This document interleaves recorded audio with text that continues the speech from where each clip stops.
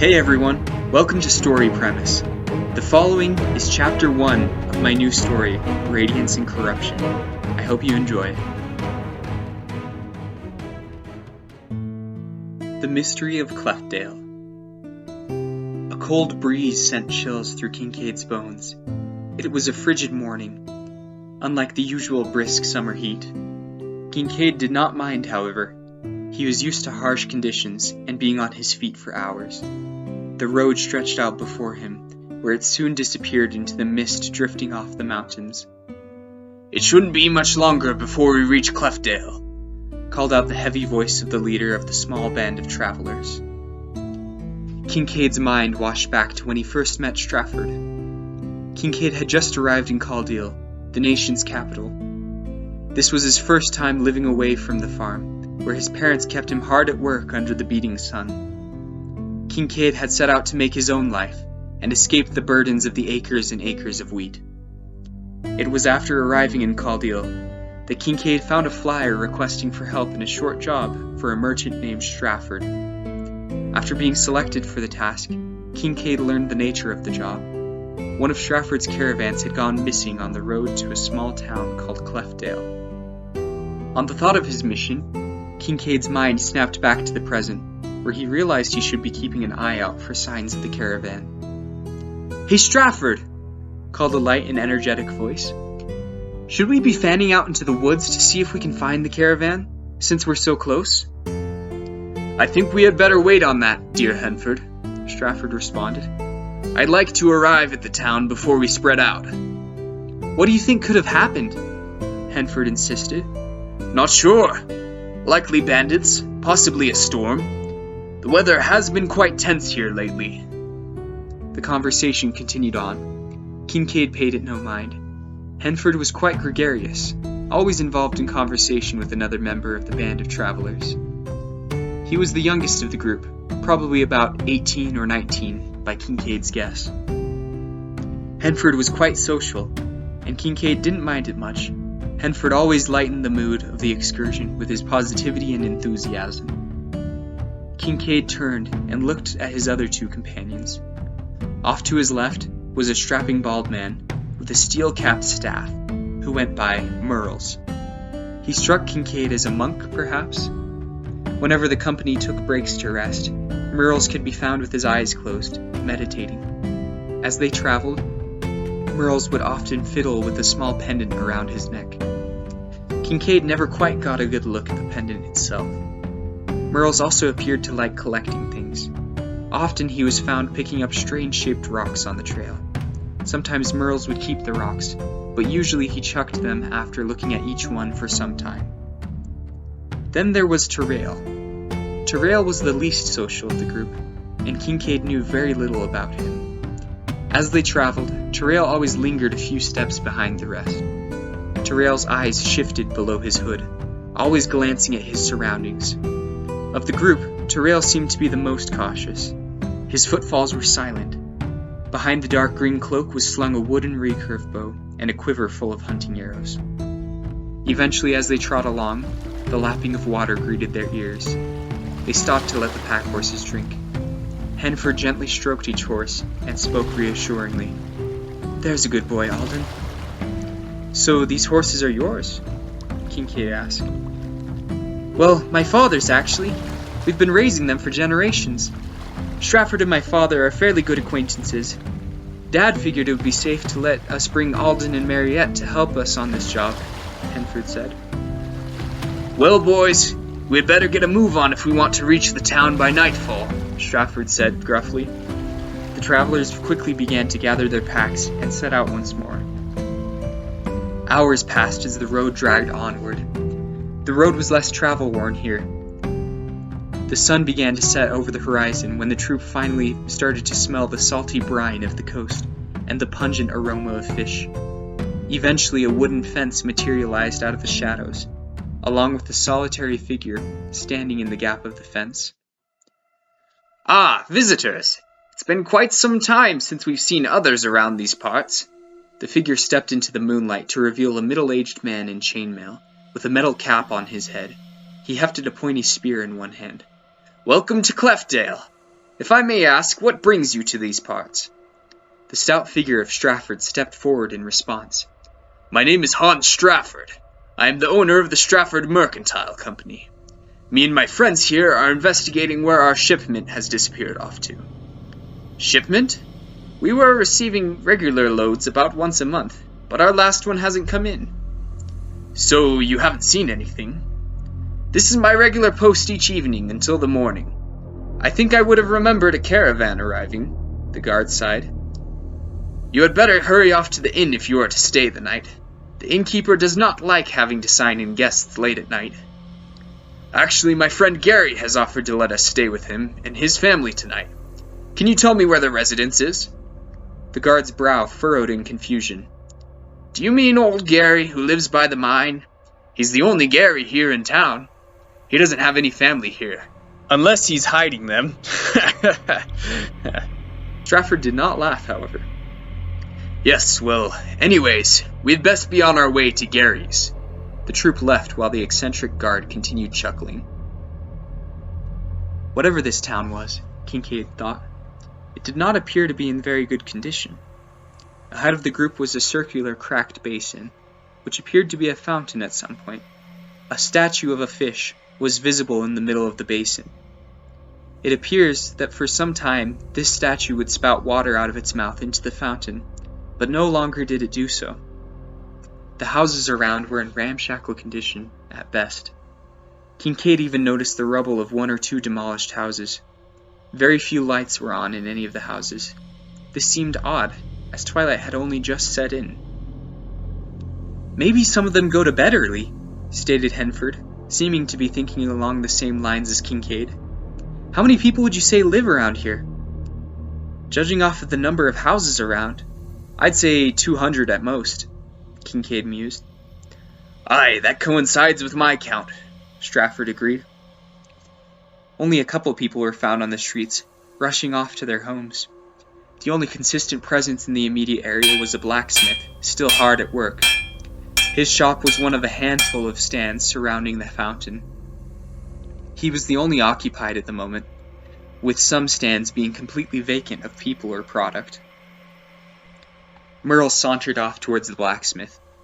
Kincaid and the rest tentatively followed. Merle stuck an elbow on the front counter and leaned towards the blacksmith. You hear of anything suspicious lately? Without so much as a glance at Merle's, the blacksmith continued pounding and responded, Besides a stranger eyeing my goods at night time, nothing. What are you making there? Merle's insisted. I don't know. Maybe something to skewer shoplifters. What do you want? The blacksmith retorted. Henford instinctively stepped forward. We just had a couple of questions. Why is everyone hurrying off to their homes? The blacksmith sighed and put down his hammer.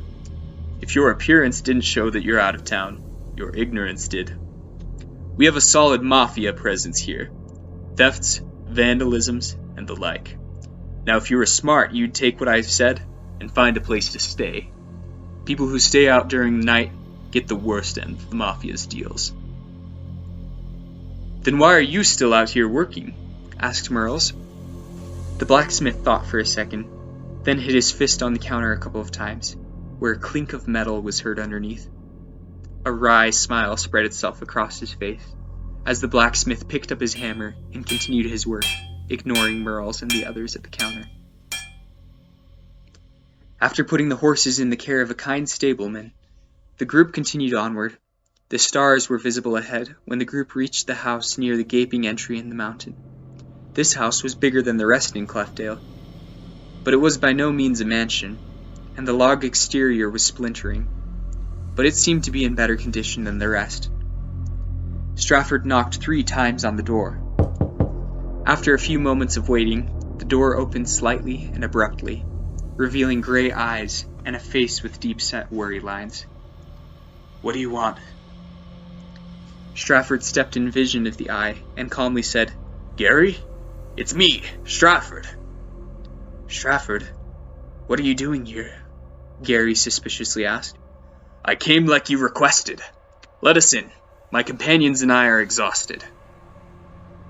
Gary slowly and reluctantly opened the door to reveal a disorganized mess of a house. Papers lay strewn about on tables and chairs. The floors were dirty with crumbs and dirt. A few candles lit the way into a kitchen. Gary slammed the door behind the group.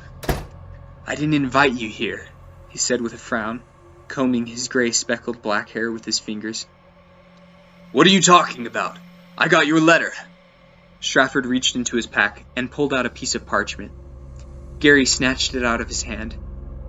Kincaid managed to just barely read the letter's contents before Gary pushed it back towards Strafford. "My dear friend Strafford, long time no see. I hope business is well and you're in good health.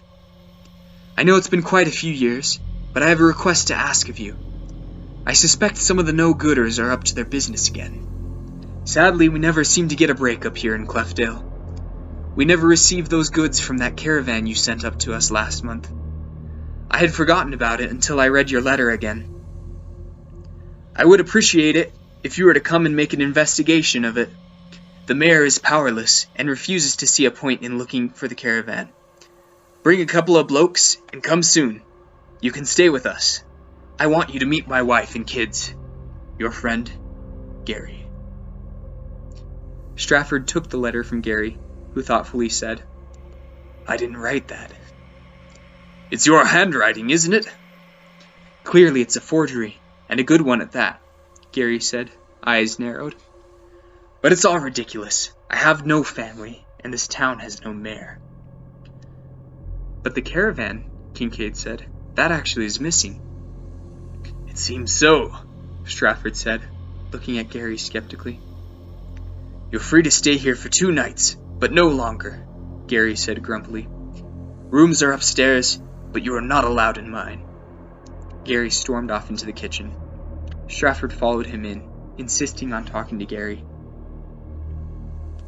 Kincaid, Henford, Murrells, and Terrell shouldered their packs and went up the stairs. They found 2 vacant bedrooms across from a locked door. They assumed the locked room was Gary's. The 4 split up, and 2 of them went to each empty room. After unpacking some things, Kincaid and Henford walked into Murrells and Terrell's room. "I don't like this situation," Kincaid started. "Something's not right with this town. The people are avoidant at best, and borderline hostile." "Well, maybe they're just used to the mafia running about," Henford suggested. "I'd be pretty worried if that was happening in my hometown, Kent." "I find that blacksmith to be pretty suspicious," Murrell said. "Maybe he's with the mafia." "If that were the case, he probably would have called his buddies over to rob us. Nobody travels without bringing some coin." "The dark would have given him plenty of opportunity," Kincaid said dismissively. "Well, maybe he just didn't have the manpower with him. Some of us are pretty tough," Murrells implied. "What about Gary?" Henford changed the subject. "He was acting weird." "Yeah, that was strange. Why would somebody forge a letter of him inviting us?" "What do you think, Terrell?" Kincaid said. Terrell was sitting in a corner, whittling away at a block of wood with a hunting knife. Terrell shrugged and lightly kicked a wardrobe door within reach. Murrells was the next closest to the wardrobe. He gently eased the door open. He reached up to one of the racks and pulled a piece of clothing out, letting it unfold for the rest to see. It was a child-sized tunic. "That's strange. Didn't Gary said he had no children?" Murrells asked.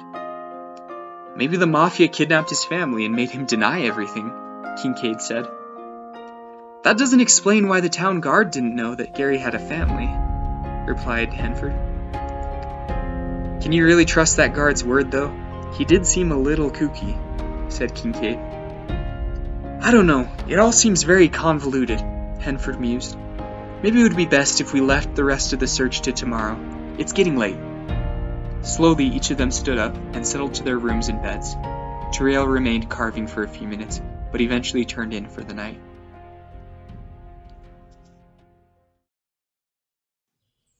Henford. The next morning, Henford awoke to the sound of tapping on the house. Gary must be working on fixing something up, he thought. Murrells was busy bringing food out of Gary's cellar for them all to eat. Strafford was finishing some sausages at the table.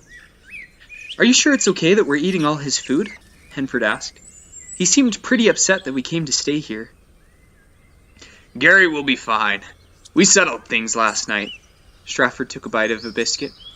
"We are free to use his supplies as needed. He has plenty of food to feed us, even for weeks if necessary.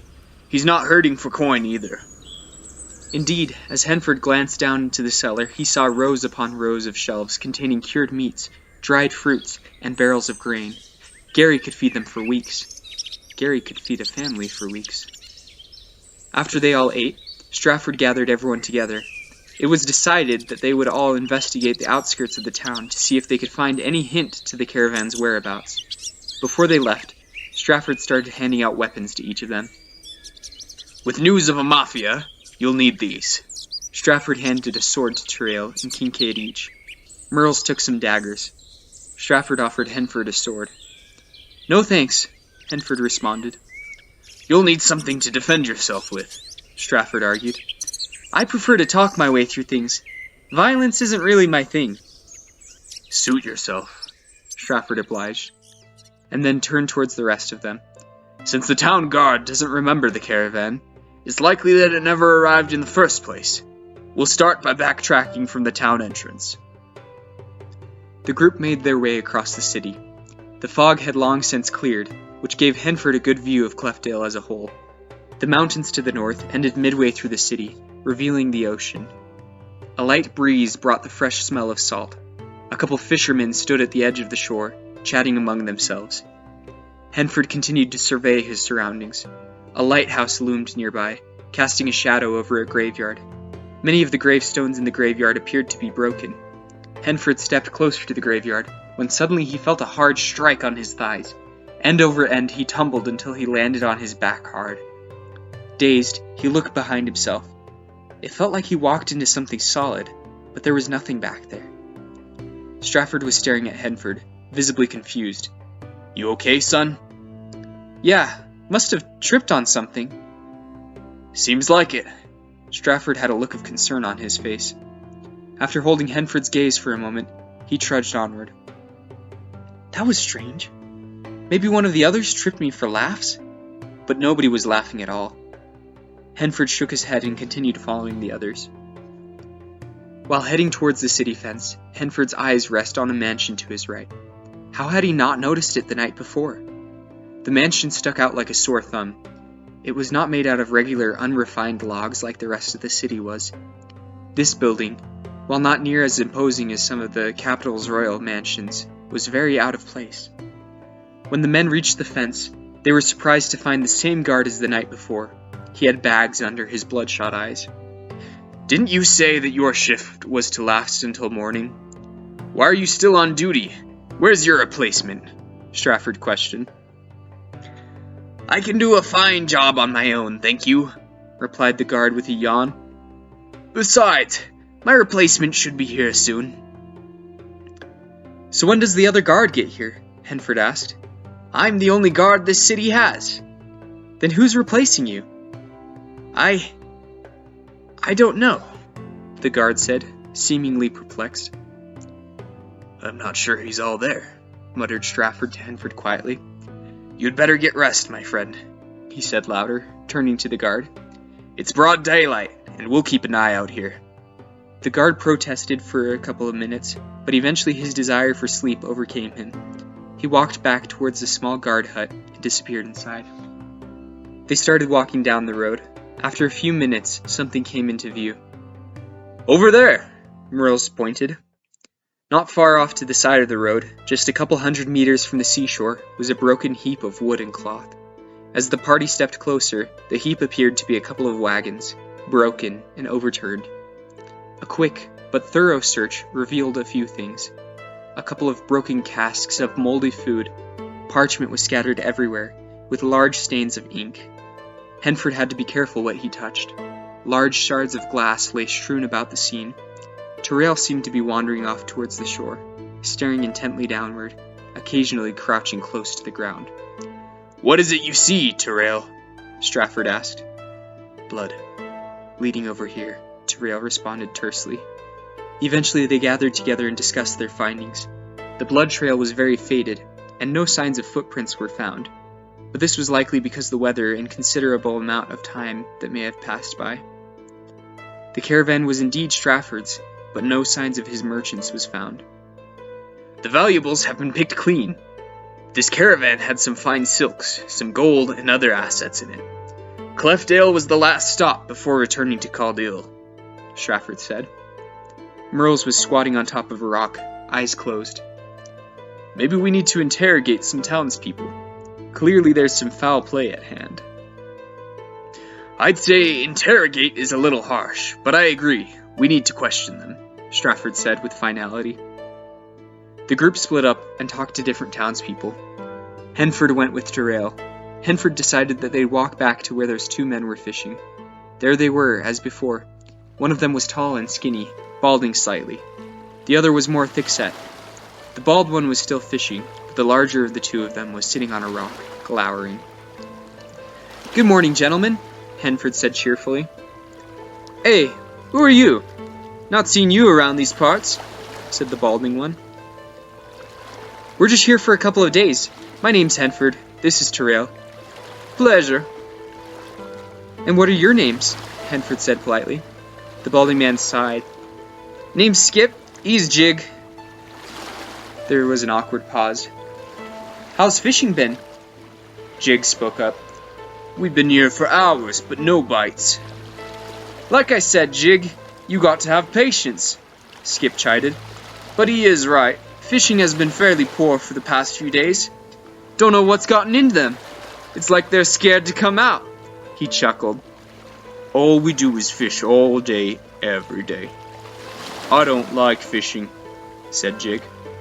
Terrail turned to Jig and scowled at him. Then Terrail spoke. "What kind of bait are you using?" Skip reeled in to reveal a worm on his hook. "Try this." Terrail snatched something out of a nearby bush. It was a long, black bug. Skip shrugged and put the bug on the hook. 2 minutes later, he was reeling in a splashing fish. "Oi, get the net!" Skip yelled. Together, he and Jig hoisted a large trout into the net. After cleaning and gutting the fish, Skip said, "Much thanks, sir. Anything I can do for you?" "See anything suspicious lately?" Terrail cut straight to the point. "Nothing out of the usual. Although, I hear tell the Mafia have been using the old cave as a meeting point. But that's the mayor's business, not mine," Skip said. "Who's the mayor here?" Henford said. "We don't have a mayor," Skip said without a second thought. Henford looked at Terrail with confusion. Terrail returned it with a look of mild frustration. "Okay, thanks for your help," Henford said as they walked away. Their interviews with other citizens continued throughout the day. They knocked on doors and tried to stop anyone on the streets that they could. Nobody seemed to know anything about the caravan and its shipment. However, a few things struck Henford as odd. Firstly, many of the houses in Cleftdale seemed to be abandoned, with no visible residents. Second, the mansion in the city appeared to be uninhabited as well, with many of the citizens claiming it to be the mayor's house. When asked further, they would say that there is no mayor. Things just weren't adding up. As it got dark, Strafford and his crew met back at Gary's around the table. As they ate, they exchanged information. Merles, Kincaid, and Strafford didn't have anything to add to what Henford and Terrail learned. After some discussion, Strafford yawned. "Well, boys, it's time for us to turn in. We'll resume our search tomorrow morning." And with that, they all shuffled up to their rooms. Henford was exhausted. As soon as his head hit the pillow, he was out cold. Terrail. Terrail waited for a while after everyone went to bed, before slowly moving the covers off of him. He crept across the room, without making a sound. Out the door he went. He was going to find out what strange things were going on in this town. Terrail knew that he would work better alone, and under the cover of darkness. Terrail opened the front door immediately to see Merles waiting outside. Terrail flinched in surprise. "Please," said Merles. "You thought I could sleep through Strafford's snoring? Strafford may be a man, but he has the spirit of a bear." Merles always made references to the spirit and the soul and things like that. "As long as he doesn't try to convert me," thought Terrell. Well, where are we going? I'm not going to sleep until we start to make sense of some of this, Merles insisted. Strange monk this guy is. I was expecting him to say something about the virtues of patience. Follow me, Terrell finally said. The two set off when a pair of footsteps came rushing behind them. There you guys are, panted Kincaid. I wasn't going to give up tonight either. Just great, thought Terrell. So much for doing this by myself. Well, my friend, a few words, said Merles. Lead the way. Making his way down the path, Terrell silently stepped through the rain. He was careful not to tread on the mud, as this would make his path visible for any who might follow. The ground slowly became rockier as the trio ascended uphill. Eventually they saw it, a cave yawning open ahead of them. A dim light seemed to be visible through the cleft in the mountain. Before they reached the cave, Terrell heard a yelp of surprise and a clatter of rocks behind him. Immediately Terrell's bow was drawn, and his arrow aimed straight for the bundle on the ground that was Kincaid. Must have slipped on a rock, Kincaid apologized. Terrell turned his view forward. Blast it all. The light in the cave was no longer there. Motioning to the others to move silently, Terrell began to creep forward. The trio entered the cave, almost holding their breath. They were in a relatively open chamber. Terrell scanned the chamber as his eyes adjusted to the darkness. Suddenly, there was a quick scuffling from behind a large boulder. Rocks clattered loudly as a figure emerged and rushed for the cave entrance. In a flash, Merles intercepted the figure. A cry of pain erupted. Merles continued to grapple with the figure until the stranger's arms were pinned behind the stranger's back. Let me go! Protested the stranger, a grimy-faced man. Not until you calm down, Merles responded. Calm down? You just assaulted me. The stranger yelped. He was starting to weasel his way out of Merle's grip. Looks like we'll have to do the calming, Terrell thought. He curled his hand up into a fist and hit the stranger right in the face. Terrell did not mean to, but his blow sent the man out cold. That was a little rash, said Kincaid in astonishment. Well, he's a member of the Mafia. We got a tip they would be meeting here tonight, Terrell said. Kincaid sighed and shook his head in disbelief. Well, we better take him back to the house before the rest of the gang gets here. That wouldn't be good if they found us with their friend. Hold on a minute, Merles said as he disappeared into the cave. When he came back, he was holding a couple folds of fine silk and a bag of coins. There's 40 in here, Merles said, his eyes gleaming. 40 golds. Merles set out to dividing the gold 3 ways as the trio walked back to Gary's house. Terrell carried the limp figure of the Mafia member. Merles. You did what? Henford yelled. Merles had never seen Henford even remotely upset, let alone angry. Then again, it was understandable that Henford was bothered, having just woke up to find an unconscious stranger tied to the end of his bed frame. Punch first, ask questions later. Terrell did the right thing, Merles responded. You didn't even know what he was doing in there. For all you know, the cave could have been his home. You just walked in there, kidnapped him, then stole all his stuff. What we did was unorthodox, but we did find some clues, Merle suggested, and maybe a witness. At his words, the limp figure at the floor began to stir. He grunted and groggily blinked his bleary eyes. You!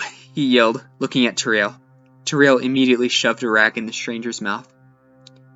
Be quiet if you know what's best for you, Merles continued. He knew he was improvising, but someone needed to take charge. We have some questions, Merles continued. And if you're good, maybe we'll let you go. The stranger rolled his eyes and looked defiantly at Merles. First, who are you? Merles removed the rag from the stranger's mouth. Like I'll tell you, the stranger spat in Merle's face. Terrell, Merles said, wiping his face. Terrell sent another fist into the stranger's belly. The stranger gasped in pain. Maybe I wasn't clear. Who are you? Merles asked. The stranger stared back at Merles, saying nothing, rage on his face. I think maybe we'll start breaking some of his fingers. What do you think, Terrell? Merles continued. 1 for each time he doesn't respond. Terrell started bending one of the stranger's fingers back. The stranger's eyes widened in disbelief. then discomfort. "Fine," he said. "My name's Fenvin." "What were you doing in that cave?" "None of your business." "Tarail?" Merle said. Tarail began to bend the stranger's finger back. The stranger's face contorted in pain. "Stop!" Henford said. "Listen, Fenvin, we just need a bit of information, then we'll let you go. The sooner you tell us, the sooner these guys will leave you alone." "How am I supposed to believe you?" Fenvin retorted. "You have my word," Henford said. Fenvin started to laugh. "You guys kidnapped me from my hideout, beat me, then tell me to trust you? You truly are naive, aren't you?" Tarail began to put more pressure on Fenvin's finger. Pain spread on Fenvin's face. "However, since you guys are clearly not in league with the law," Fenvin said with a hint of desperation, "I'll answer your questions." After a momentary pause, Merle asked, "Are you in league with Cleftdale's mafia?" Fenvin roared with laughter. "Oh dear, monk. I am Cleftdale's mafia." "You are the mafia? You expect us to believe that?" Merle said. He didn't trust this guy. However, Fenvin seemed to not just be telling the truth at the moment, but he seemed to be proud of what he was saying. That was odd. "Isn't it obvious? I was the only person in that cave. Plus, Cleftdale has a small population. You really think we could have an entire mafia?" Fenvin did have a point. If there were people living in all of Cleftdale's houses, there would probably be enough people for the mafia to thrive. However, only a fraction of those houses had occupants, but there were still some things that didn't make sense. "Well, since you are the mafia," Merles began, "how did you raid that caravan on your own?" Fenvin's face went white. He muttered something under his breath. "What did you say?" Merles asked. I didn't do it. It was just there," Fenvin said. "What was just there?" "The wagons, the silks, the gold. All of it was just laying there. I didn't steal it. I found it," Fenvin admitted. "I don't believe you," Merle said with disdain. "Merles, we should just let him go. He's answered all our questions. This isn't getting us anywhere," Henford said. "But we're making a lot of progress. We should keep questioning him. Right, Tarail?" Merle said, hopefully. Tarail was looking at Fenvin, expressionless. "We should let him go." It was decided. Tarail. This was what Tarail was waiting for. Their time in Cleftdale was waning, so he needed answers fast. No sooner had they let Fenvin go, than Fenvin started off into town, glancing back to make sure he wasn't being followed. Tarail waited for Fenvin to gain a lead. Then Tarail stealthily crept behind. This was much easier than stalking wildlife. As soon as he was confident that nobody was following, Fenvin started weaving through houses. Tarail had to keep his eyes sharp, so as not to lose track of Fenvin. Fenvin eventually stopped behind the mayor's mansion. He reached into a nearby bush and pulled out a gleaming grappling hook with rope. He appeared to be aiming for an open window. Fenvin threw the hook and rope, but clearly misjudged the throw, because it crashed into an adjacent closed window. Fenvin dove behind the bush and glanced around. Luckily, Tarail was enveloped in a bush of his own. After a few minutes, Fenvin threw the grappling hook once again, where it latched onto a window. He climbed the rope and disappeared into the mansion's upper floors.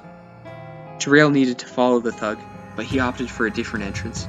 Tarail snuck around the front of the mansion, and seeing the streets empty, tried the front door. The front door swung inward without a noise. A grand staircase ascended upwards, a richly hued red carpet leading up the steps.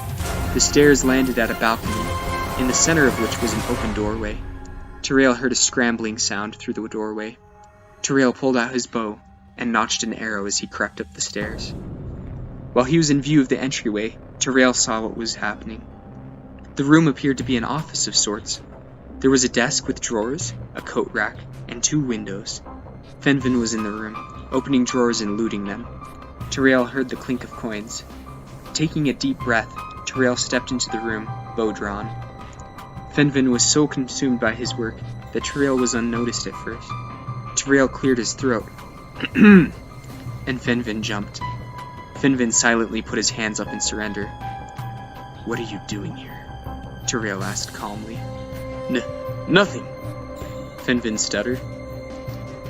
What's that in your hand? Tyrell said. In Finvin's hand was a brown leather bag. Finvin looked at his hand and tossed the bag to Tyrell, immediately bolting towards the window. Tyrell nimbly caught the bag, dropping his arrow. Finvin leapt out the window, hands slipping on the rope. Tyrell rushed to the window to see Finvin fall off the rope and land in a heap on the ground. Finvin brushed himself off and ran towards the mountains. Tyrell had no interest in pursuit. He was more interested in this office room. Tyrell searched the leather pouch to find a few silver pieces inside. Every coin counts, he thought. There was little of interest in the office. It seemed to be picked clean of all valuables. However, an open book remained on top of the desk. The book appeared to be a book of fables. On one of the open pages was a robust green drawing of a serpent with many heads. On the other page, in fancy lettering, was a poem. Lullabies, funeral dirges, many songs can be sung, but the false Hydra sings but one. The Hydra you will soon forget, until your screams finish its duet. Stop listening, close your ears, before it takes those whom you hold dear. Seek through reflection its form, before this monster becomes your norm.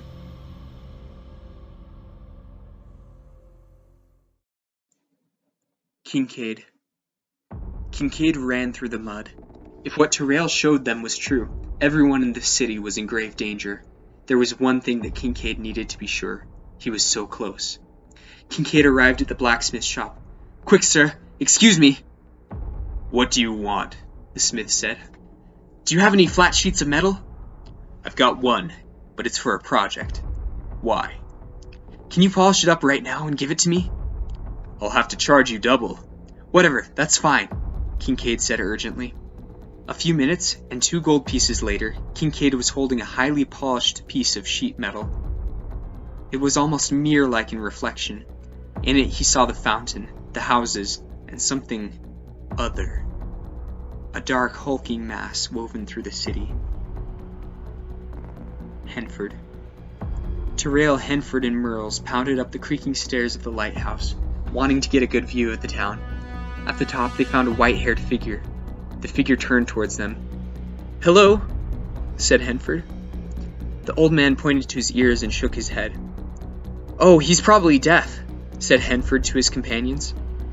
The deaf man beckoned them over to the balcony urgently. The trio followed. The deaf man pointed to the town below. People were going about their daily business, some talking to neighbors, others working.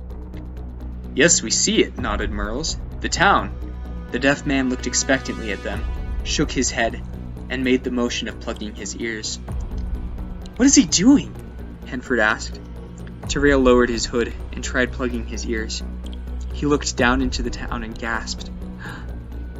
He nodded for the others to do the same. Henford did so, and almost yelped in surprise. Laying across the town was a gargantuan mass of 3 giant green snakes. No, it wasn't 3 giant snakes, but 3 snake heads, converging into a giant reptilian body. The body was the size of the mayor's mansion, and the necks and heads extended long into the streets. The heads were the size of a chariot each. 2 large horns protruded from the top of each head. One head was raised into the air, mouth open. It was singing. Henford now remembered it, the constant ringing in his ears when he came into the city. It just faded into the background earlier, but now it was memorable. Then something horrible happened in the streets below. A man and a woman were walking through the streets, chatting. One of the Hydra heads lunged and devoured the man in one bite. The woman was looking in the direction of the man the whole time, but she hardly noticed what had transpired, as if the man had never existed. Merles turned towards Henford and Tyrell and mouthed 3 words. "We kill it." With wax stubs in their ears, they were all prepared. They all knew the plan, as they had thoroughly discussed it through writing. Tyrell took a camouflaged position in a tree in the outskirts of the village. Henford went to bring the horses to safety. Kincaid and Merles paced nonchalantly near the Hydra's heads. The key was to not let the Hydra become suspicious that they knew about it. They were to wait for Tyrell's signal to strike. The Hydra basked lazily in the rain. One of its heads raised, and it hungrily licked the air with a massive forked tongue. The head reared back, and its eyes fixed on a target, a little girl playing with a doll. The serpent's eyes narrowed, and quick as a flash it struck. However, Kincaid was faster. He leapt in front of the girl, sword locked with the Hydra's fangs. Terrail released an arrow, which plunged straight into the eye that was right above Kincaid. The Hydra's tail crashed into a house in a frenzy as all 6 of the Hydra's eyes fixed themselves on Kincaid.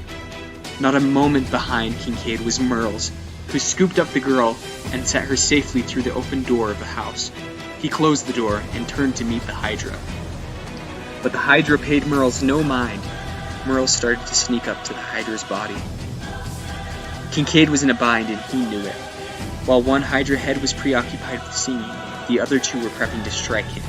As they struck, Kincaid stepped backwards and struck back with his sword, his attacks occasionally cutting through the Hydra's scales. The odds were not looking good for Kincaid, as Terrail could see.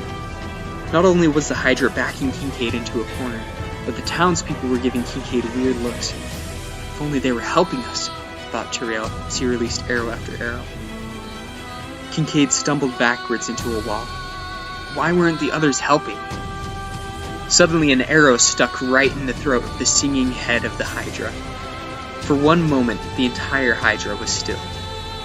Townspeople stared in horror at the beast that had just materialized before them. Some began to scream, but as quick as the Hydra stopped, it started once more, and the people drifted back into complacency.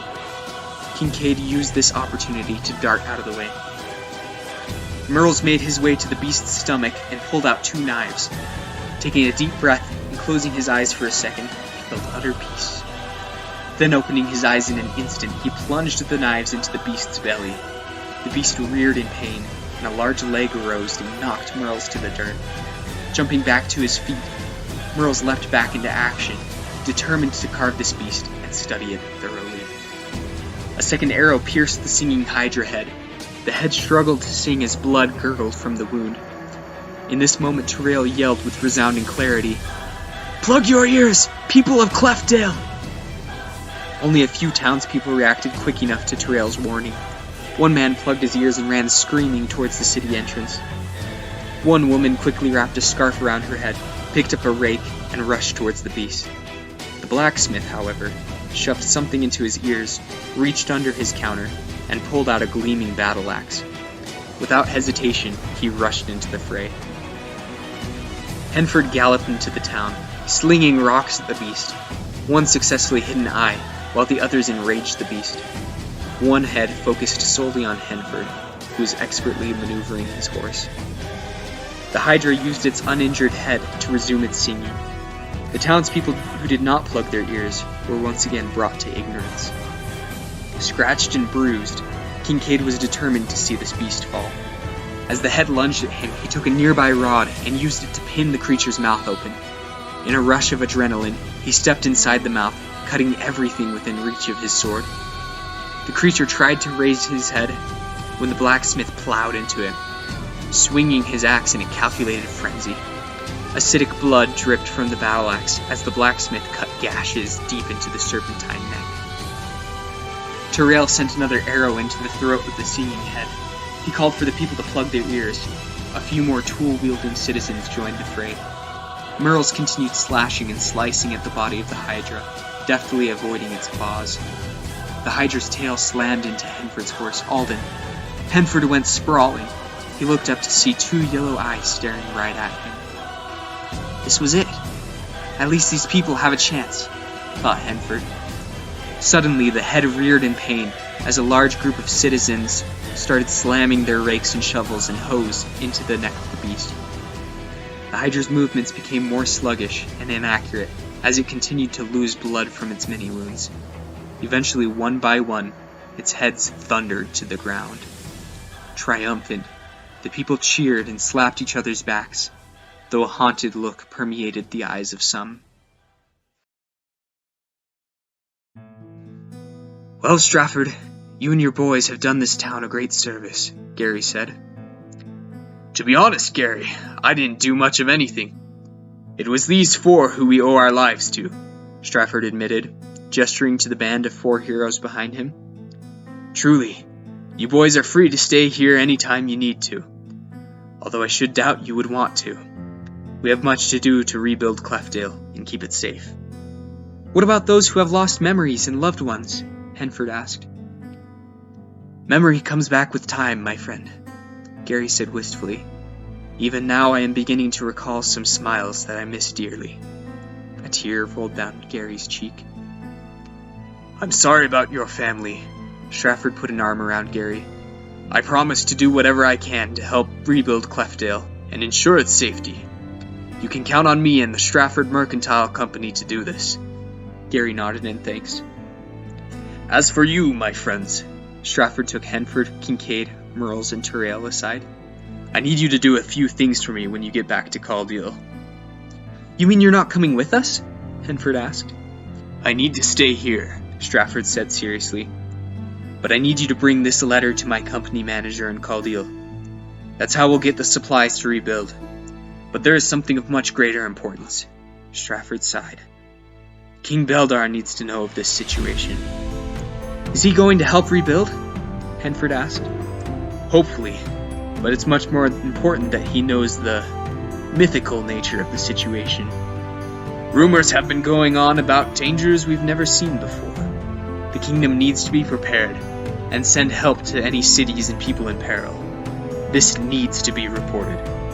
Will you do that for me? The 4 nodded. Thank you. May we meet again in happier circumstances. As the 4 walked towards the gates of the city, Kincaid turned towards Merles and said, Merles, why is your pack so much bigger now? Merles pulled a wicked-looking hydra claw from his bag and said, We have no idea what properties these materials have, so I harvested whatever I could from the hydra. At least, whatever they would let me have. Even as Merles said this, the blacksmith was carrying an object toward the city center. He laid it on the plinth of the fountain, where the fish statue used to be. In its place was now a gleaming white hydra skull with black horns.